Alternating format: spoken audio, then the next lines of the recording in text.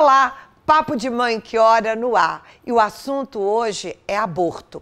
É um assunto importante, atual e que precisa de uma discussão e principalmente de conhecimento, nós que somos cristãos. Te aguardem!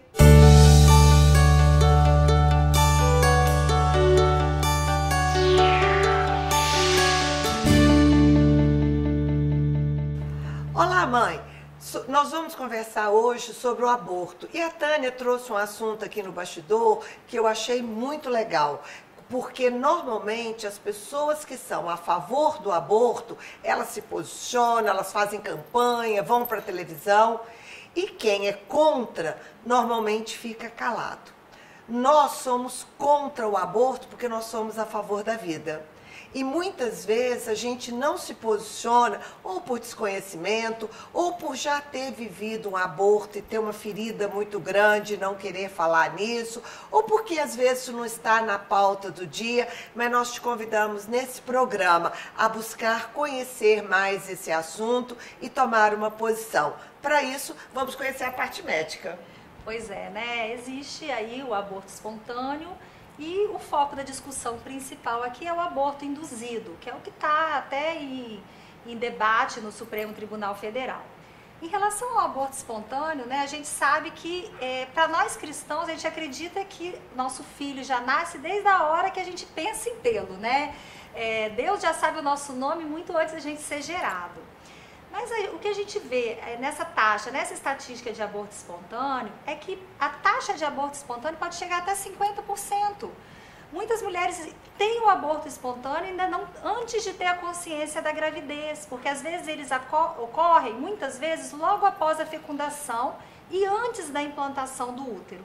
E saem como uma menstruação mesmo, onde a mulher nem chegou a saber que estava grávida. Então essas taxas podem alcançar até 50%. Mas a grande discussão do momento, né, é a descriminalização do aborto induzido. Como que o Conselho Federal de Medicina se posicionou agora em agosto, quando teve essa discussão no Supremo? Ele simplesmente se posicionou no sentido de que a decisão deve mesmo partir do Legislativo e da Justiça. Ou seja, o Conselho Federal de Medicina não assume uma bandeira. Até porque ele entende que existem as mais variadas opiniões dentre os médicos. Existem muitos médicos católicos, ateus, de outras religiões, enfim. Não cabe, o Conselho não quis assumir uma postura em relação a isso. O Código Penal brasileiro, ele foi instituído em 1940. E desde sua criação, o aborto é considerado crime. Em 1942, foi feita uma alteração onde se tornou legal o aborto no caso de mulheres que sofrem abuso sexual, estupro, e também no caso de risco de vida para a mãe. De 1942 até 2012, nada foi alterado no Código Penal, tá? E em 2012 foi quando suscitou novamente uma discussão sobre o aborto. E o Supremo Tribunal Federal teve que dar o parecer. E deu parecer favorável apenas para casos de anencefalia. O que significa isso? São embriões com ausência de cérebro, ou seja, isso é 100% incompatível com a vida. Então, colocou-se essa terceira situação acrescida no que seria permitido realização do aborto. E agora, né, em 2018, estamos nós novamente participando desses debates, né? Então, isso aí para a classe médica, eu vejo assim, se continuar sendo crime, ótimo, né? Porque os médicos cristãos, os médicos corretos, vão continuar obedecendo à lei, quer seja essa a sua convicção ou não. Mas, como em toda área, como em tudo na vida, existe de tudo. Tanto que, infelizmente, nós somos surpreendidos com clínicas de abortos que envolvem médico. E se for liberado, o aborto for descriminalizado, que nós cristãos, e eu como médica também torço para não, e tenho fé que isso não vai ser liberado, aí vamos ter que contar com discernimento pessoal, porque eu não sou ginecologista. Mas se eu fosse e o aborto tivesse liberado, a minha convicção cristã não me permitiria realizá-lo, independente dele estar liberado ou não. Então é assim que eu acho que vai acontecer. Aí vai ser o discernimento médico de cada um. Isso é importante, né, Camila, na sua fala, do seu posicionamento pessoal, porque a gente tem um posicionamento legal, mas enquanto cristão, qual é a minha visão?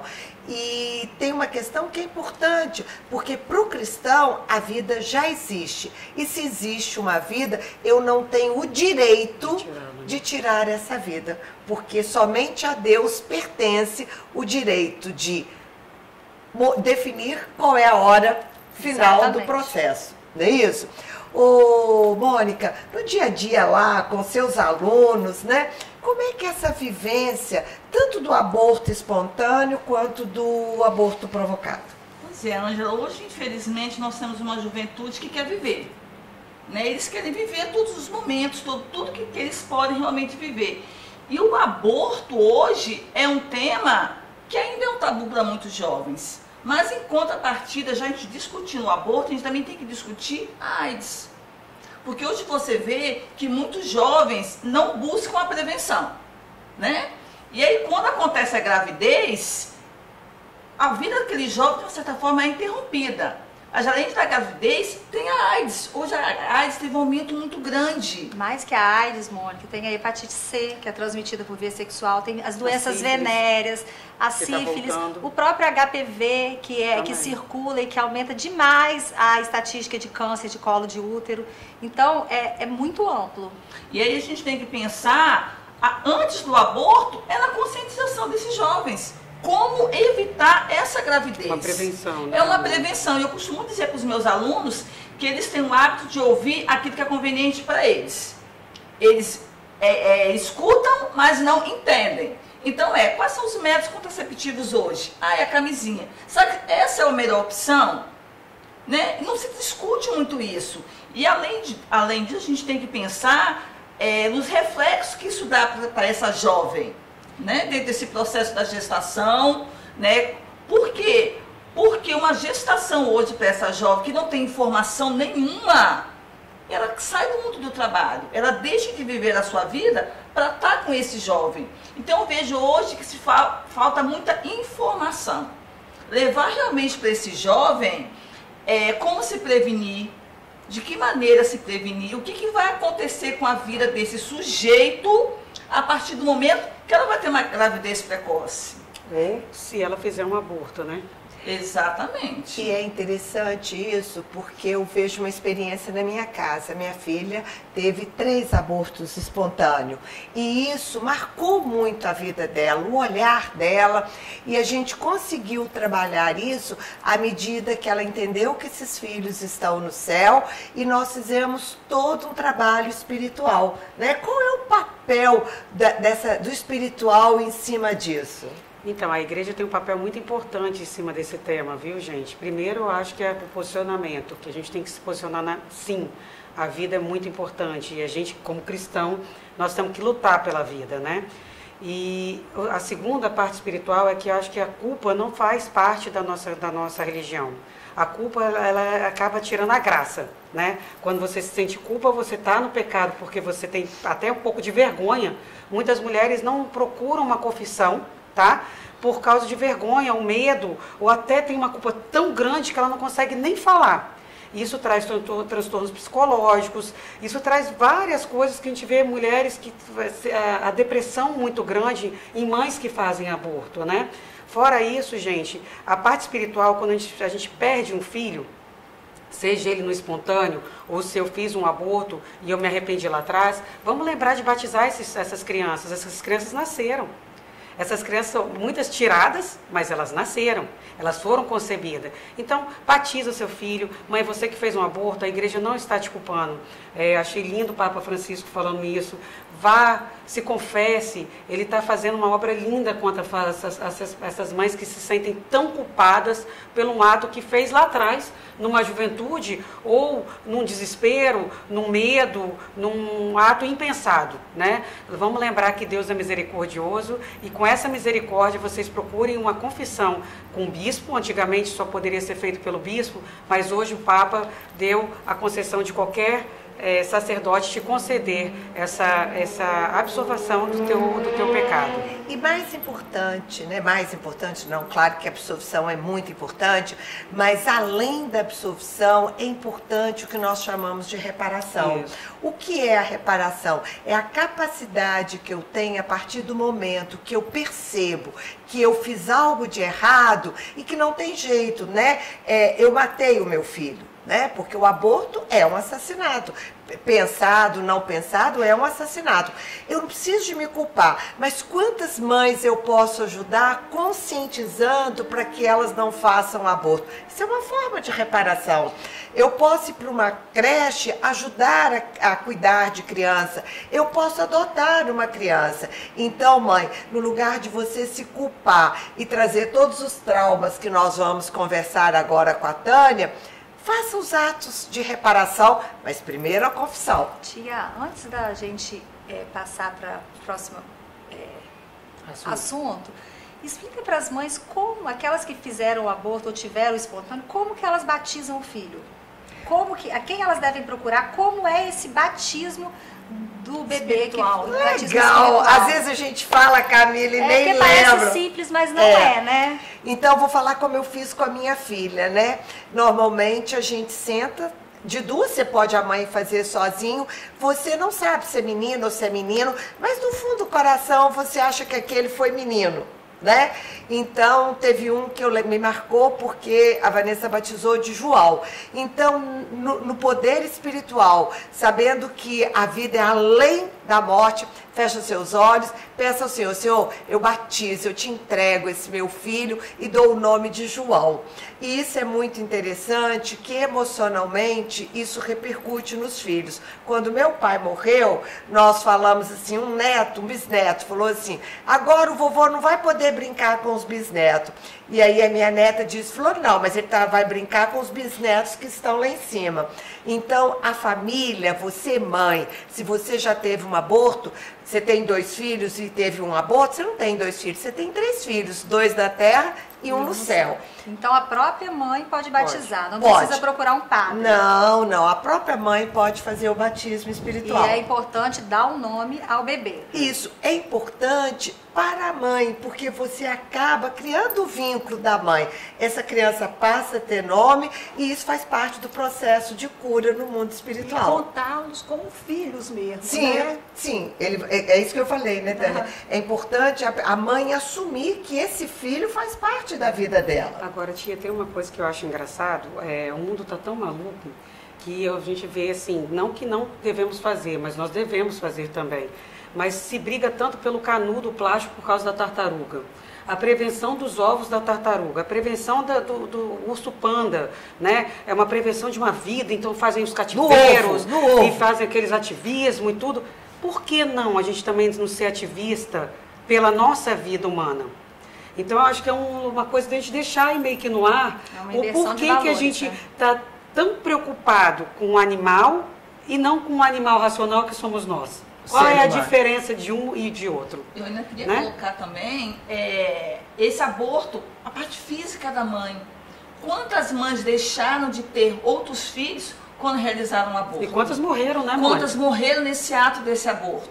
Mas quem é a favor do aborto hoje alega isso, né? Que se procura clínicas clandestinas, muitas pessoas morrem, enquanto os mais favorecidos, né, têm acesso à saúde. Eu acho que isso não justifica, né? Nada justifica, um erro não justifica o outro. E eles falam muito que a mulher tem direito sobre o seu próprio corpo, né? Que não é assim, gente. O corpo já não é dela. O corpo é dela, mas o corpo que ela está carregando é de outro ser humano, é de terceiros, né? Então, ela não tem o direito de tirar vida, um outro corpo. Não é o corpo dela, né? Que eles alegam muito, né? O corpo dela está sendo um hospedeiro, né? Que vai nutrir aquela criança. E se ela não quer ter aquele filho, né? A fila de adoção hoje é enorme, né? Então dá para adoção, né? É interessante, né, Tânia? 2 temas aí. O meu direito termina quando começa o direito do outro. E com relação à adoção, o padre Léo falou uma coisa que marcou a minha vida. Uma mãe foi procurá-lo em confissão que queria abortar. porque já tinha um filho, seria mais uma boca para cuidar. Ele falou, não, vamos fazer o seguinte, você traz a sua filha, que nós vamos matar a sua filha, que está aí com 8 anos. Aí você vai ter tempo de economizar para até o outro nascer. Ela falou, não, mas eu vou matar. Ele falou, qual é a diferença? Então, é esse sentimento que nós temos que trazer para as mães. Você está matando uma vida.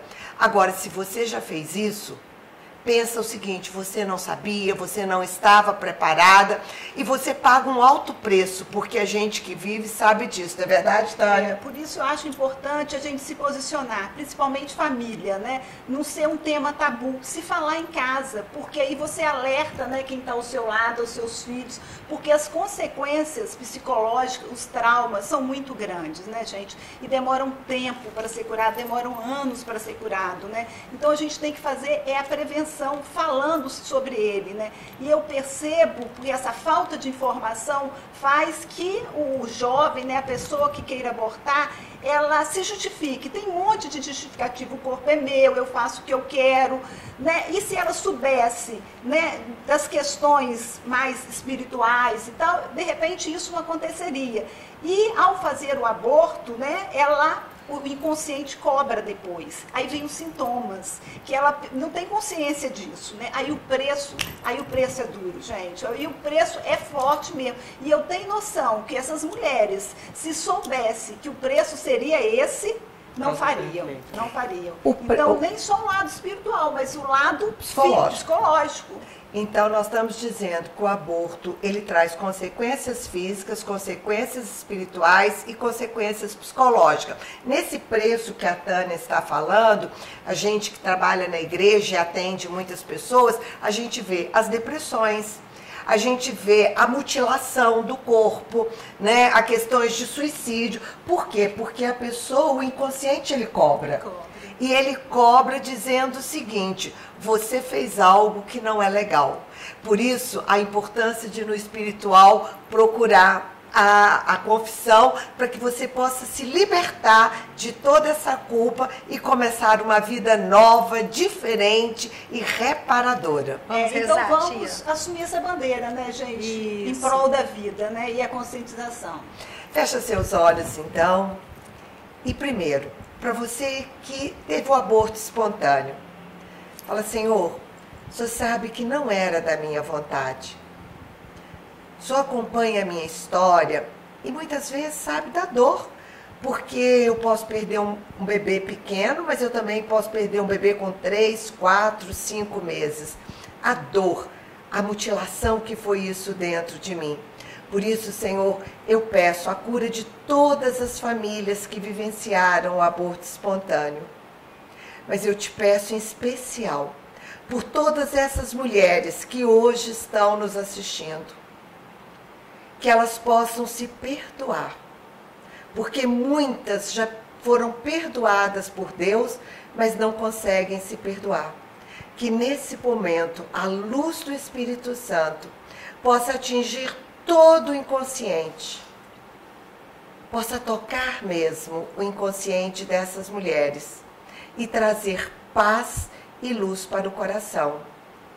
E para todas nós queremos te pedir mesmo que abra os nossos lábios para que nós possamos lutar pela vida e dizer nos telhados, na TV, nos nossos amigos, para todos, que nós somos a favor da vida, a vida que o Senhor nos deu. Muito obrigado por esta vida, Senhor. Amém? Amém. Amém. Até a próxima.